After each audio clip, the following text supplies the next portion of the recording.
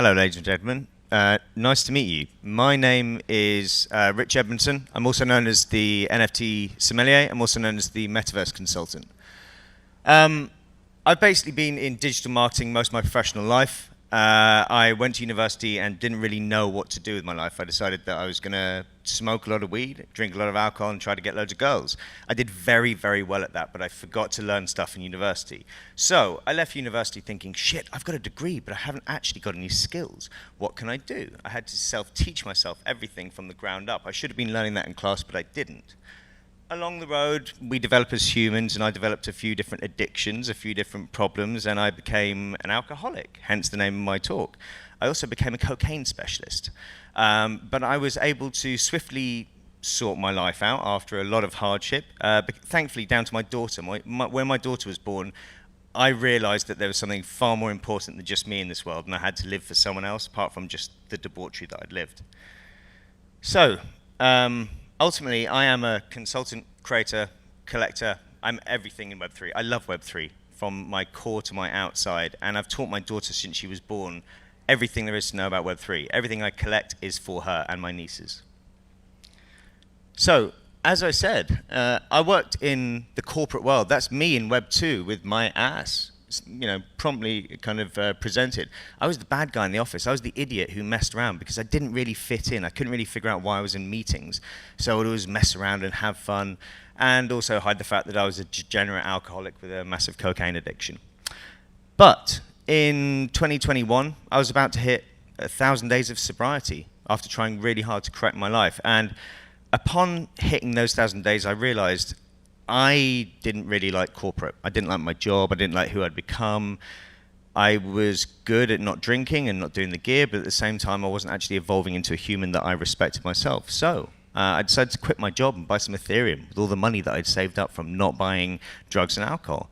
And I had quite a lot of money to buy that with. So I bought some Ethereum and then thought, oh, hang on, there's a problem here. I've got a load of wine in my basement. I really don't know what to do with it. So I decided to start making NFTs because I learned about crypto, figured out what NFTs were, and thought, well, I can just start peddling that, but I haven't got a name. So I had to come up with the NFT Sommelier. And that is the first bottle of wine I found in my basement there, next to my computer with my first minted NFT when I put it on the blockchain. And funnily enough, someone bought it from me, which was good because I was shitting my pants. I'd come up with an idea, I'd gone to market with it, but I actually didn't really realize how I was going to make impact in this space. There was going to be someone bigger than me. And I found them and thought, okay, I can either try and beat you or I can join you. So I said to them, you have a fantastic business, a great offering. The only thing is your art sucks, and I don't think you have any creative direction. So why don't you hire me as your creative director? I'll charge you money, and I'll do all that work for you. Weirdly, they said yes. I tricked them, which was fantastic, because they took me on and started paying me straight away. It allowed me to basically do what I wanted to do, but with budget, and with people backing it, and with circulation. And they were connected to all the big guys in Web3, because they were OGs, which was awesome, because I was learning, implementing, testing, but also being critiqued on my efforts. So, during my time with them, unfortunately, one of my friends passed away post-COVID from a heart attack, and I was sad. I was at his wake, and I was thinking, this really sucks. Everyone's around the campfire, they're all drinking wine and beer. I'm sat here smoking a joint thinking, shit, man, what can I do? And I got a call from the guys I work with saying, Rich, we've just bought an ape. And I thought, whoa, for me? Fuck, thank you so much. They went, no, not for you. We bought an ape, but you can play with it. So what do you want to do?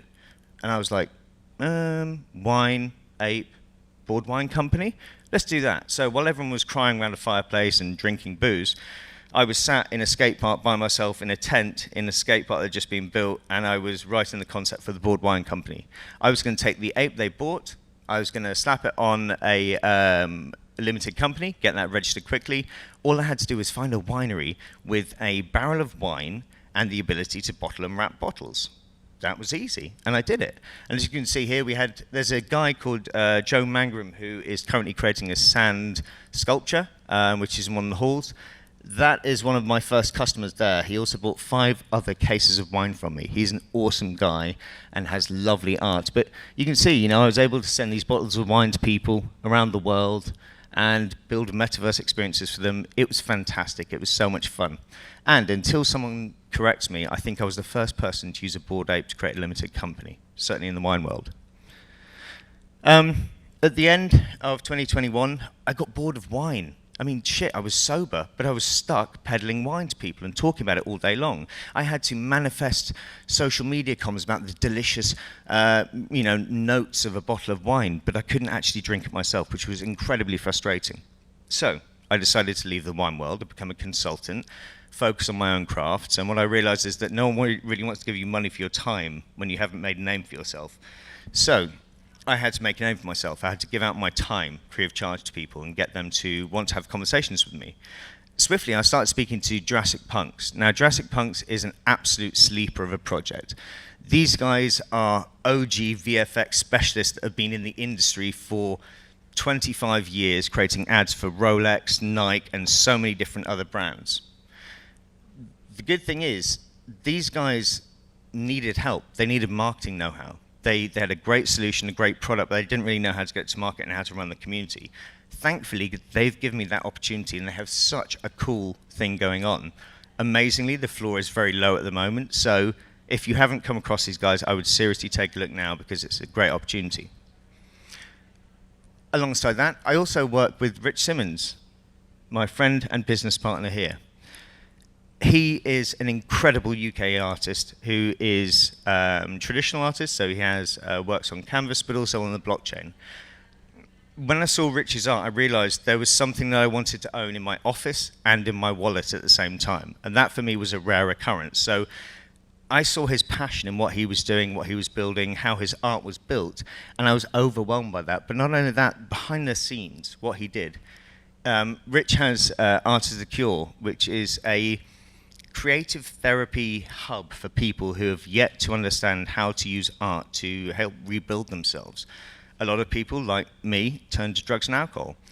Picking up a pen and paper, doing something with it like that, that can change your whole perception in life and you can give you more purpose, but not a lot of people know this. So part of our job is to take that to the masses and tell them why. I also have a massive fanatical enjoyment from cannabis, let's say. I'm a cannabis brand evangelist, should we call it. My sister has MS. I'm a registered cannabis patient in the UK, and I'm using my IP of my ape this year to create something truly unique and special, which will be going live in 2 months in Washington. And I can't tell you too much about it, but go follow or find TH Card, start following it, and I'll tell you more when the time is right. I've spoken about NFTs, I've told you who I am. This is the tippy top of the iceberg of what I have in one of my wallets. I have many vaults. I collect loads of pink things because I love my daughter, she loves pink, my nieces do too. But I don't just talk about NFTs. I literally eat, sleep and breathe them. I love it, this industry, the space, everything about it I'm so passionate about, but I also see a lot of shit in our space. And I'm not afraid to tell my clients and also people I speak to about where they can improve or where the space could improve, because I still think we have massive amounts of improvements to make. Ladies and gentlemen, it's been an honor and a pleasure speaking to you. If you'd like to scan that, you can get through to me. If you'd like to approach me in the street, say hi to me, scan anything of mine, it'd be lovely to meet you and speak with you further. Thank you very much.